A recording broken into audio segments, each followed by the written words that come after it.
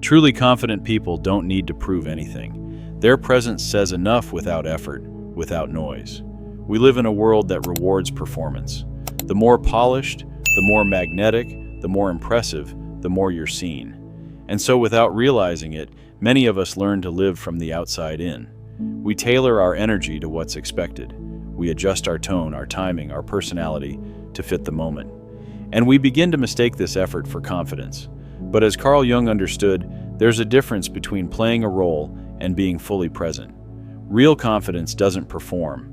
It doesn't need to win people over. It simply arrives steady, whole, and quietly powerful. The gap between presence and performance is subtle on the surface, but the difference in how it feels in your body and your mind is immense. Performance runs on anticipation. Presence rests in awareness. Performance needs an audience. Presence doesn't depend on being seen. And the deeper truth is this: performance is exhausting. Not because it's fake, but because it's fragile. It depends on response, on validation, on outcome. Maybe you've felt it. That quiet tension when you walk into a room and feel the need to be something. Not because anyone asked you to, but because you've internalized the script. Be likable, be interesting, be impressive. Be whatever version of yourself will be safest to show. That's performance, even if it's unconscious, even if you've gotten good at it. But the cost, you start to lose the ability to feel real when no one's watching. Carl Jung once wrote, "The privilege of a lifetime is to become who you truly are, not who you're praised for, not who gets the best reaction, but who you are when you stop trying to control the impression you make." Confidence, as it turns out, isn't about being seen. It's about not needing to be seen in a particular way. Truly confident people don't take up space to prove their worth. They don't dominate the room. But something about them makes others slow down.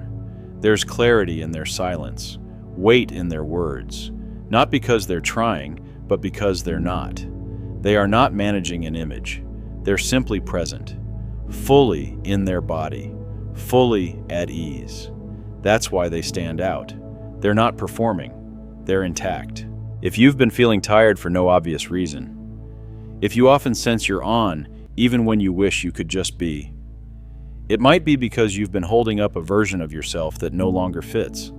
Not a lie, not an act. Just a layer you've outgrown, but haven't yet put down. Performance can get you approval. Presence gives you peace. One depends on how you're perceived. The other doesn't ask for anything at all. Here's something few people will tell you. You don't need to prove you belong. You don't need to adjust yourself to stay included. You don't need to hold tension in your jaw, your chest, your words, just to be accepted. Presence means being here in this moment without explanation. It means stopping the subtle work of monitoring how you're coming across, and just being. If this speaks to something quiet inside you, if you've been moving toward this shift without quite knowing its name, subscribe. Not for me, but so you have one more place where you don't have to perform to stay. You're allowed to be here as you are. At first, the mask helps you feel safe. Later, it makes you feel small. Most of us don't remember the exact moment we put the mask on. It wasn't a dramatic decision. It was subtle, necessary. A quiet adaptation to whatever room we were in. You learned to read people, to sense what was welcome, what got approval, what made others relax. And so you adjusted just a little at first. Smile more, speak less. Don't interrupt, don't be too intense, don't be too real. The mask wasn't a lie, it was a filter. A version of you that felt safer to show. And for a while it worked. People liked that version of you.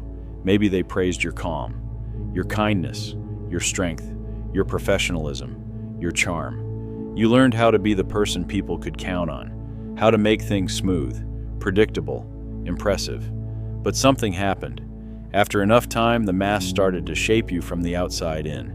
What once was a tool became a shell. And it got harder to tell where the mask ended and where you began. You started asking yourself questions you didn't have to ask before. Do they like me? Or just the version of me I'm showing them?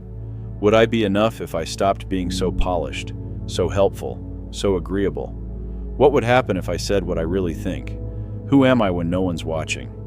There's a moment that comes quietly for many people, often around midlife, sometimes earlier, when the old mask just doesn't sit right anymore. It's not that life has fallen apart. In fact, on the surface, it may look successful, but inside, something feels off, tight, flat, distant. You smile in the right moments, but don't feel the smile reach your body. You say I'm fine and realize you don't know if that's true. You meet people's expectations so automatically that you no longer pause to ask, what do I actually want to say here? Carl Jung didn't talk about masks in the theatrical sense. He understood them as necessary tools of adaptation, but he also warned that we can become trapped by the very strategies that once helped us survive. We all wear masks, he said in essence, and the danger is not in wearing them, but in forgetting that they are masks. You forget because you've been rewarded for the performance. And yet, no matter how convincing the act, something within you knows when it's no longer true. Maybe that's what you're feeling now. The quiet pressure of a version of yourself that no longer fits but is still expected to show up every day. Maybe you've started withdrawing from situations that once energized you, not out of avoidance, but because you don't want to keep pretending. You want real presence, not rehearsed interaction. You want to exhale fully in your own skin without worrying who's watching. But the longer you've lived inside the mask, the more complicated it feels to take it off. This is not about burning bridges or being brutally honest just to prove you can. Presence isn't aggression. It's not rebellion. It's returning to yourself as you are without trimming the edges to fit the room. It's saying less, but meaning more. It's allowing silence, even if it's awkward. It's not filling every space with performance just to make others more comfortable. At some point, you realize the mask isn't helping you belong, it's helping you disappear. You become liked for being easy, for being neutral, for being what others need when they need it. But the cost is weighty. No one really knows you, not because you're hiding, but because you've become so practiced at adjusting. You barely realize you're doing it anymore. Real confidence doesn't rely on strategy. It comes from being rooted not in how you're seen, but in knowing who you are underneath the adjustments. This doesn't mean you're loud. It doesn't mean you always say what's on your mind. It means that when you speak, it's your voice, not a performance version of it. That you can sit in a moment and not scan for reaction. That you can stay whole, even when others are uncomfortable. Taking off the mask doesn't happen in one dramatic gesture. It's slower than that. It's saying no when you usually say of course. It's pausing before laughing at a joke you don't actually find funny. It's letting your tone shift naturally instead of keeping it polite for everyone else. These aren't acts of rebellion. They're small returns to truth. And each time you choose presence over performance, you come home to yourself a little more. You may lose some approval. You may confuse people who like the polished version better. You may feel exposed, uncertain, even lonely at times. But the trade-off is worth it. Because what you gain is weight, substance, a quiet kind of gravity that doesn't need decoration. And that, more than any perfected image, is what others respect, even if they can't explain why. If this feels familiar, if you've felt the old version of yourself growing tighter, heavier, less breathable, you're not falling apart. You're becoming real. You're starting to notice that being liked is not the same as being seen, that performing peace is not the same as feeling at ease. You're waking up from a performance that worked, until it didn't. And now you want something else. Not applause, just honesty, just stillness, just a life that doesn't ask you to keep explaining who you are. Have you felt this shift? Leave a comment. Share something you've stopped pretending. Or say nothing. Just take a breath. You're not alone in this. Before I continue, I remember a moment. I was sitting in a meeting, one of those rooms where everyone is polished, composed, and professional. I knew the rules. I knew how to speak, just enough how to seem confident without seeming arrogant. I knew how to play the part. But that day, there was someone else at the table, quiet, grounded. They didn't speak much. They didn't try to lead the room. They just sat there, fully present, not trying to impress, not trying to be anything, just there completely at ease with themselves. And somehow their stillness made everyone else shift. not because they demanded attention, but because they didn't need it. In that moment, I noticed something in myself.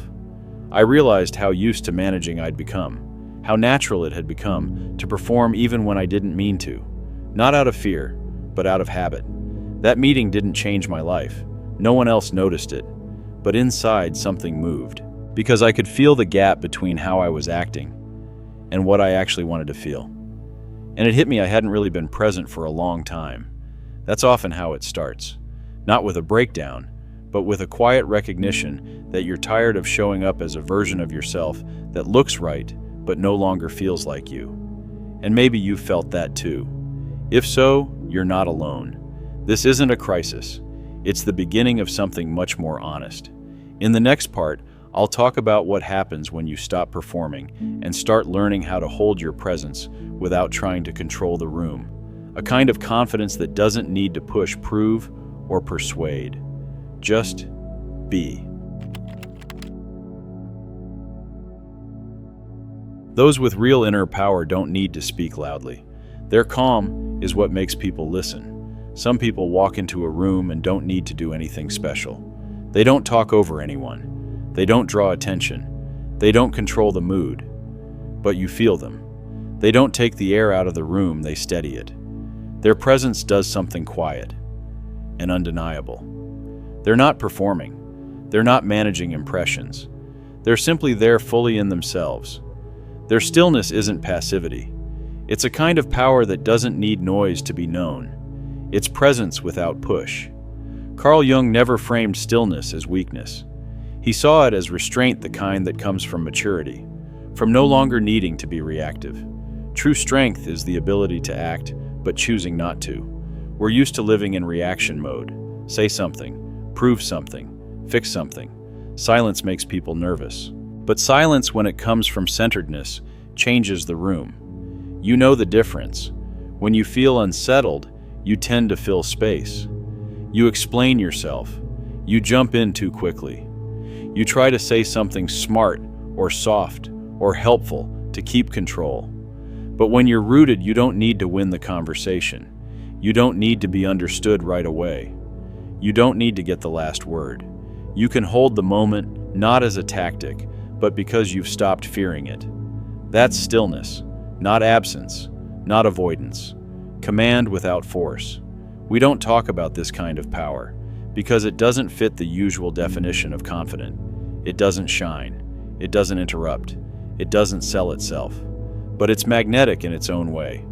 The person who doesn't need attention often gets it, not because they're trying, but because their energy doesn't leak in every direction. It stays contained, and that containment feels like clarity. Stillness doesn't mean cold. Stillness doesn't mean shy.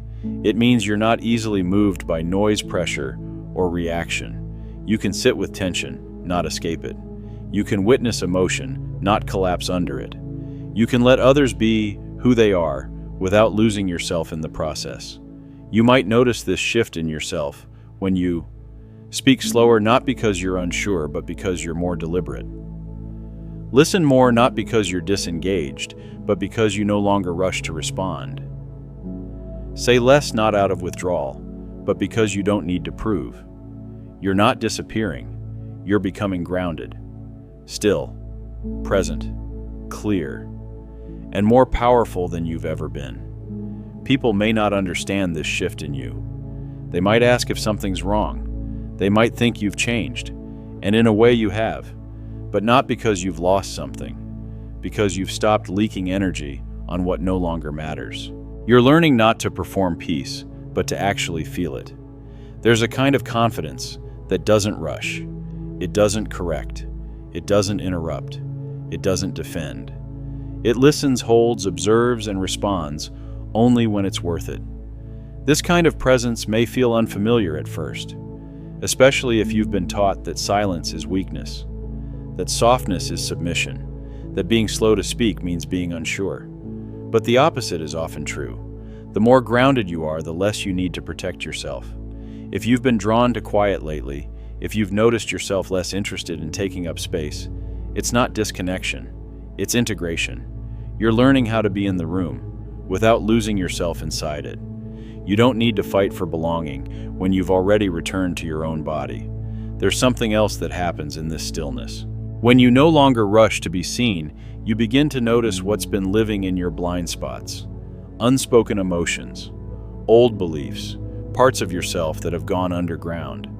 Stillness doesn't just make you stronger, it makes you aware. And awareness changes everything. It's not always the other person who triggers us. Sometimes it's the part of us we've been avoiding. Not every reaction is logical.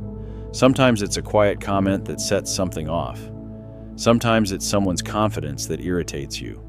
Sometimes you feel dismissed, invisible, rejected, and the situation doesn't seem to justify it. And deep down you know this. It's not really about what's happening. It's about what it touches inside you. What's being stirred isn't always new. Often it's something unresolved, an emotion that never had space, a truth you never got to speak, a part of you that was pushed into silence long ago. It didn't disappear. It just went underground. Carl Jung once said, "Until you make the unconscious conscious, it will direct your life and you will call it fate." What he meant was simple. We're not just reacting to the present. We're reacting to the unseen inside us, to the parts of ourselves we've denied, the parts we were told were too much, not enough, wrong, inappropriate. So we buried them. And those parts didn't die. They adapted. They show up now as sharpness, as defensiveness, as discomfort. In certain situations you can't quite explain. Maybe you're proud of how composed you've become. You stay calm. You don't overreact. You handle things maturely. And that's good until it becomes another mask. Because sometimes beneath that composed exterior, there's tension. A sense that something small gets under your skin more than it should.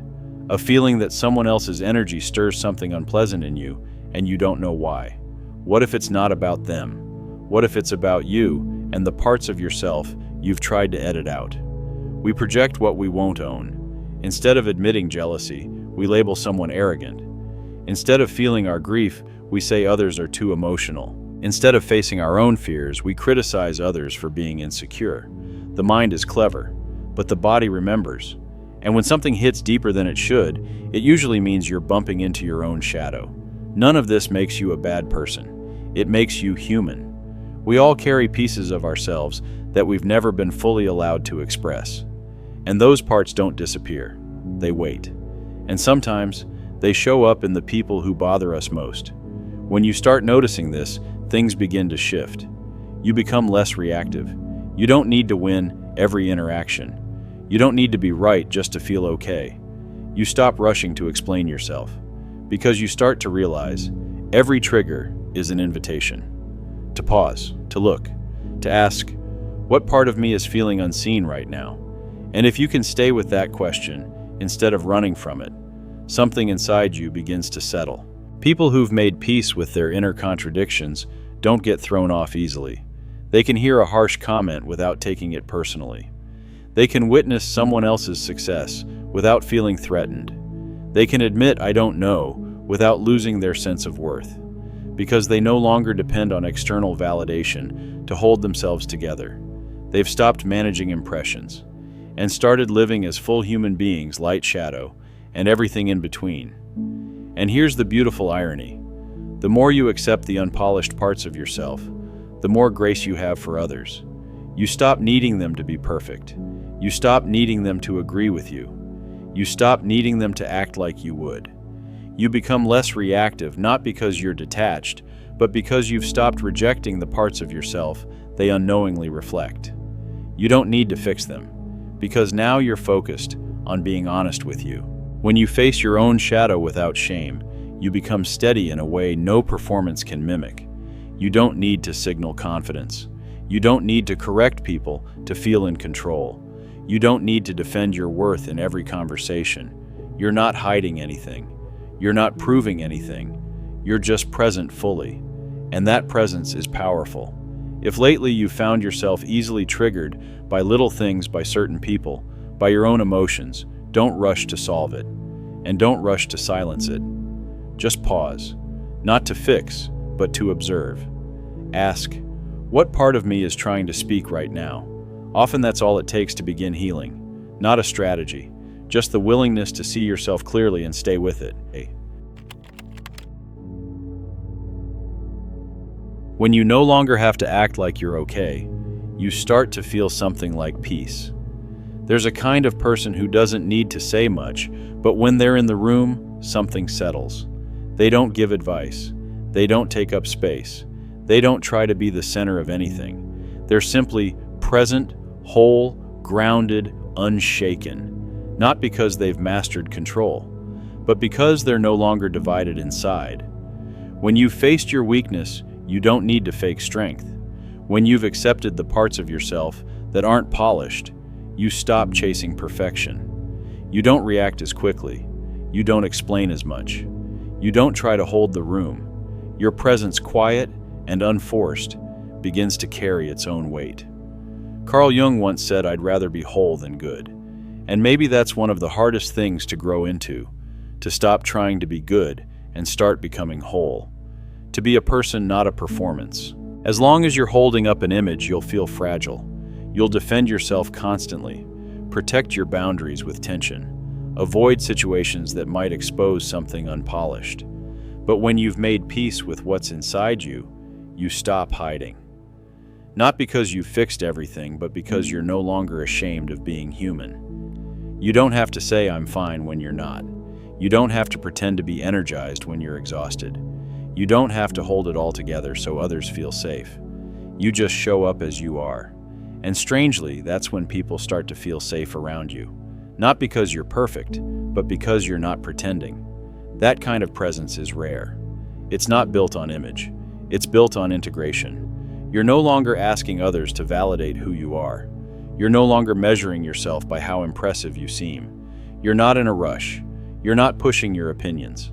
You're not reaching for reassurance. And that's what makes you feel real.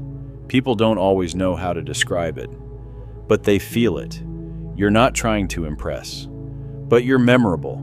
You don't try to lead, but people start looking to you not for answers, but for clarity. Why?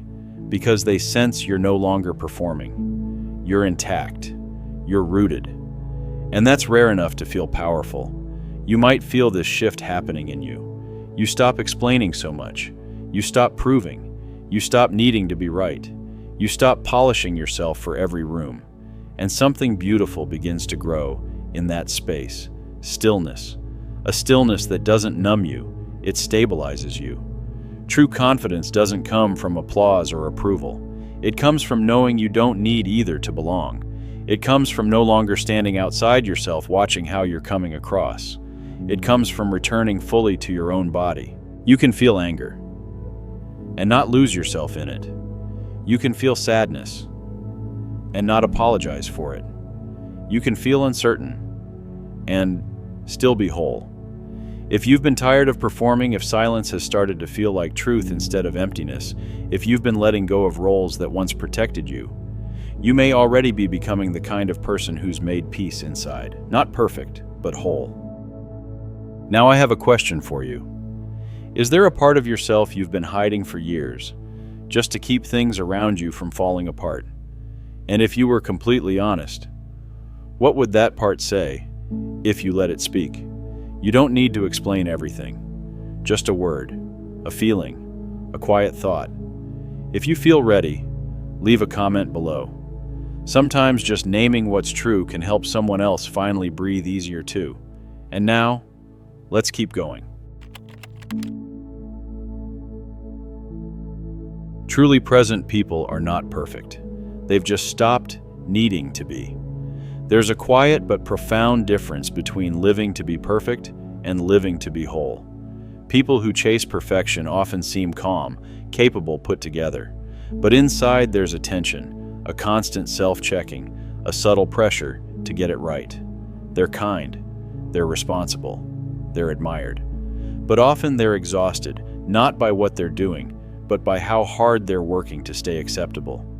Then there are people who choose wholeness, and they move through the world differently. Not because they've made fewer mistakes, but because they've stopped hiding the parts that don't impress. When you live for perfection, you're always a few steps away from yourself. You measure your worth by how close you are to the version of you that others approve of. You feel like you need to fix something in yourself before you're allowed to rest, to be seen to belong. But when you begin to live from a place of wholeness, you realize something deeper. You don't need to be flawless to deserve presence. Carl Jung once wrote, "Healing doesn't come from light. It comes from embracing both light and shadow." Wholeness doesn't mean you've cleaned up everything. It means you're no longer splitting yourself into acceptable and unacceptable pieces. You're one person, all of it. Not edited, not curated, just whole. Perfection often creates distance even in relationships, because people trying to appear perfect are also trying not to be exposed. They keep conversations safe. They manage what others see. They avoid letting people too close in case something unpolished shows through. They might be admired, but they're rarely fully seen, and deep down, they know it. Wholeness is different. You can let others see the parts you haven't figured out. You don't lead with your achievements. You don't shrink to appear relatable. You just show up real. The differences are subtle, but powerful. Perfection speaks to be affirmed. Wholeness speaks to connect. Perfection seeks control. Wholeness allows presence. Perfection fears being misunderstood. Wholeness accepts that not everyone needs to get it. Choosing wholeness doesn't mean you stop growing. It means your growth is no longer fueled by self-rejection. You're not fixing yourself to become lovable. You're growing because you already are. And that shift changes everything.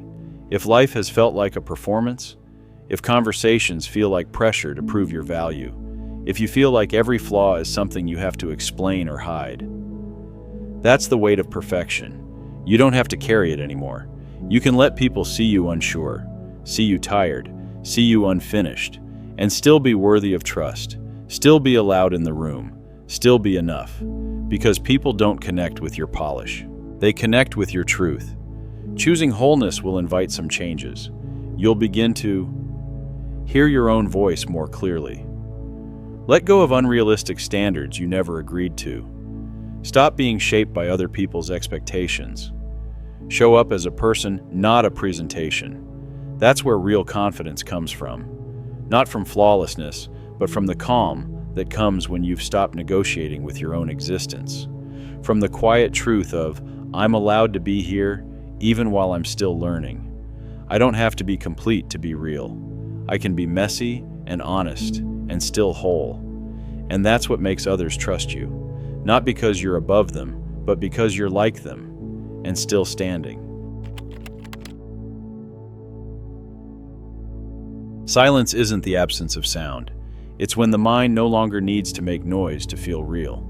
After everything, maybe what we're really searching for isn't an answer, not a strategy, not the next version of ourselves. Maybe what we've been looking for is a quiet kind of return. No more chasing, no more performing, no more reacting out of habit just to protect an image or control an outcome. You're just here, and that's enough. That kind of return doesn't come with fireworks. No one congratulates you for it. There's no spotlight. It's just you sitting alone and not feeling the need to become anyone else in that moment. You don't need to fix your posture, don't need to manage your tone, don't need to impress the silence.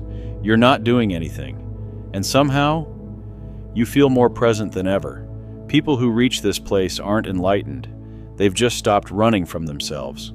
They've learned to sit with discomfort, to stop chasing peace like it's a destination, to let the fog be fog, the quiet be quiet. And in doing that, they discover when you no longer need to be someone, you finally become yourself.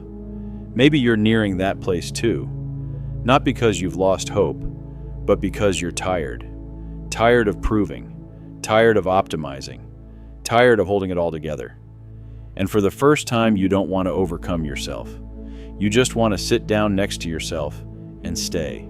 You don't need anyone to fully understand you. You don't need the world to recognize your quiet strength. You know, and that's enough. You know what you've walked through, the parts no one saw. The times you chose stillness instead of reaction. The battles you let pass without drawing your sword. You know you're no longer performing, and in that, there's a kind of strength no applause could ever give. If you're moving toward this kind of presence, I hope you keep going. Not to become more impressive, but to become more real, not to shine, just to exist fully truthfully, right here. That is enough.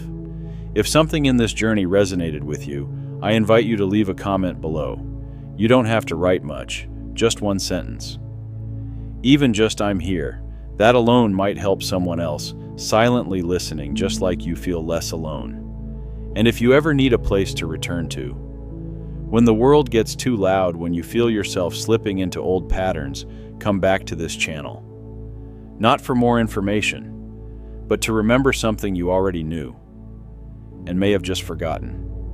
And if you'd like to continue walking this slower, quieter path, if you want a space that honors truth over polish, subscribe.